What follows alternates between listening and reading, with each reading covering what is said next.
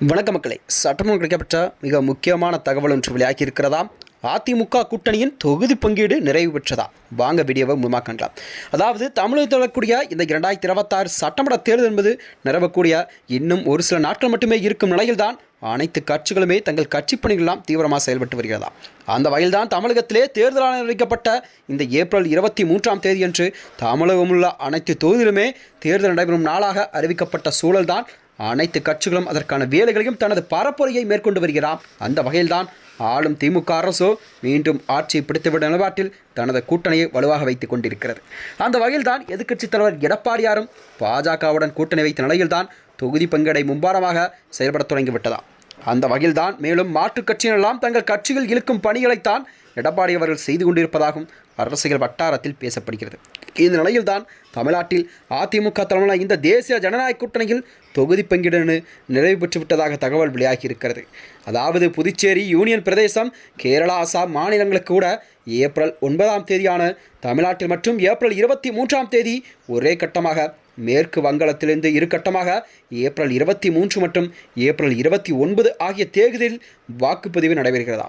அதாவது இந்த பேரவைத் தேர்தலில் பதிவாகும் வாக்குகள் எண்ணிக்கை என்பது கண்டிப்பாக மே மாதம் 4ஆம் தேதி தான் கண்டிப்பாக முடிவுகள் அறிவிக்கப்படும் என்று தேர்தல் ஆணையமோ அறிவிக்கப்பட்டிருக்கிறதா. இந்த நிலையில்தான் இந்த சட்டப்பேரவை தேர்தலுக்காகவே தேதிகள் எல்லாம் அறிவிக்கப்பட்ட நிலையில் தேர்தல் நடைபெறவுள்ள மாநிலங்க தேர்தலுக்கான பணிகள் என்பது மிக தீவிரமாக நடைபெற்று வருகிறதா. அதாவது ஆளும் திமுகவும் பிரதான எதிர்க்கட்சியான அதிமுகவும் தனது தொகுதி பங்கீடு தொடர்பான பேச்சுவார்த்தை நடத்தப்பட்டு வருவதாக கூறப்படுகிறதா. இந்த நிலையில்தான் அதாவது சீமானின் நாம் தமிழர் கட்சியும் விஜயின் தமிழக வெற்றி கழகமும் தனித்து கண்டிப்பாக வருகின்ற 2026 சட்டமன்ற தேர்தலில் 234 தொகுதியிலுமே தனித்து தான் போட்டியிடும் என்று அறிவித்திருக்கிறது. அதிலும் நாம் தமிழர் கட்சி 234 தொகுதிகளுக்கான வேட்பாளரை கூட அறிவித்து விட்டதாம். இரண்டாவது முறையாக ஆட்சியை பிடித்துவிடும் எனும் முழக்கத்துடன் காலத்தில் இருக்கும் திமுகவோ தனது கூட்டணி கட்சிகளுடன் தொகுதி பங்கீடு என்பது பேச்சுவார்த்தை நடத்தப்படுகிறார். இதுவரை நடத்த பேச்சுவார்த்தை மற்றும் தொகுதி பங்கீட்டில் திமுக தலைமையான கூட்டணியில் காங்கிரசுக்கு 28 தொகுதியிலும், அதிமுகவுக்கு 4 தொகுதியிலும், இந்தியன் யூனியன் முஸ்லீம் கட்சிக்கு 2 இடங்களும், கொங்கு மக்கள் தேசிய கட்சிக்கு 2 தொகுதியிலும், இந்திய கம்யூனிஸ்ட் கட்சி 5 தொகுதியிலென தனது கூட்டணி கட்சிகளுக்கான தொகுதிகளை பிரித்து கொடுத்திருப்பது திமுக தலைமை. இந்த நிலையில்தான் தமிழ்நாட்டில் அதிமுக தலைமையான தேசிய ஜனநாயக கூட்டணியில் பாஜக, அமமுக மற்றும் பாமக, தமாக உள்ளிட்ட கட்சிகள் இடம்பெற்றிருக்கிறது. இதில் கடந்த 2024ஆம் ஆண்டு மக்களவைத் தேர்தலில் பாஜக மற்றும் அமமுக இடம்பெறவில்லை.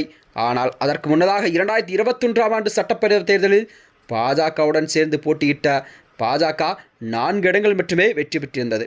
இந்நிலையில்தான் இந்த தேசிய ஜனநாயக கூட்டணியில் இன்னும் தொகுதி என்பது இறுதிப்படாத நிலையில்தான் அரசியலிலே ஒரு புதிய பரபரப்பை கிளப்பியிருக்கிறதா. இந்நிலையில்தான் வருகின்ற 2026 சட்டமன்ற தேர்தலில் அதிமுக பாஜகவுடன் கூட்டணி என்பது ஒரு வலுவான கூட்டணியாக உருவம் பெற்று தமிழகத்தில் மீண்டும் ஆட்சி அமைக்குமா என்ற நிலையில்தான் பார்க்கப்பட்டு வருகிறதா. மேலும் இது போன்ற வீடியோக்களை தெரிந்து கொள்ள நமது சேனலை மறக்காமல் சப்ஸ்கிரைப் செய்து கொள்ளுங்கள். நன்றி, வணக்கம்.